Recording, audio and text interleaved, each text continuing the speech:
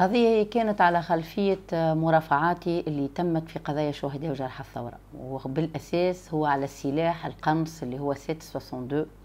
وبالأساس على المكالمات الهاتفية اللي صارت ما بين علي السرياتي وما بين كذلك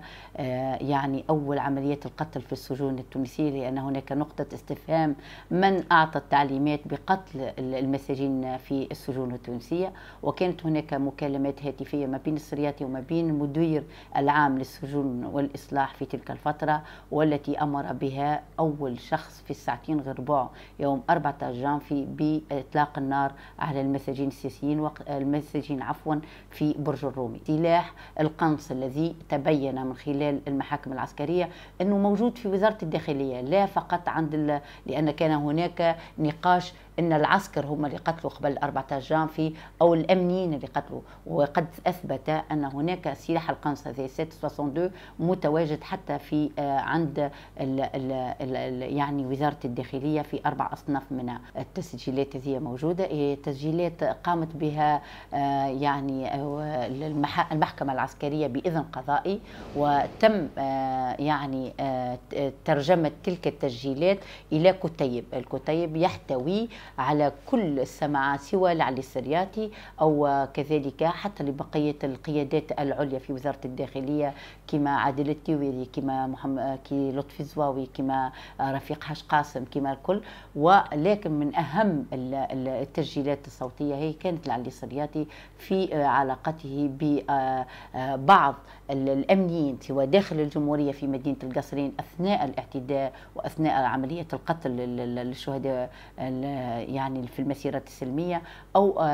كذلك بالنسبة لأهم يعني تسجيل هو المتعلق ما بينه وبين المدير العام للسجون والإصلاح الشعبوني في تلك الفترة، وهو ما يؤكد على أنه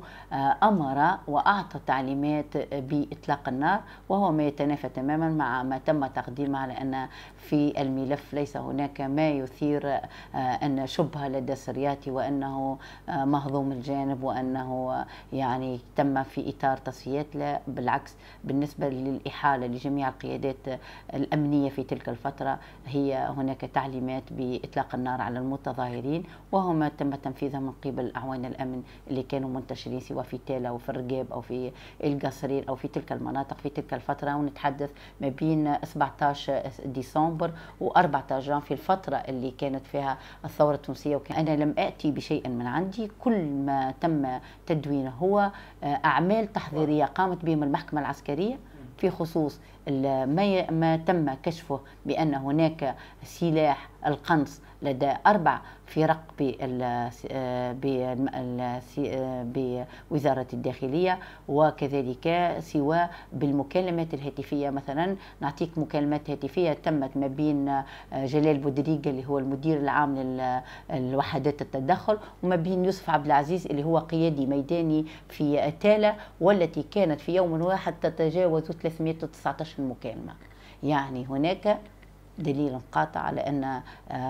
هناك تعليمات وهناك التوافق. وفي ذلك اليوم 6 شهداء من أبناء تالا تم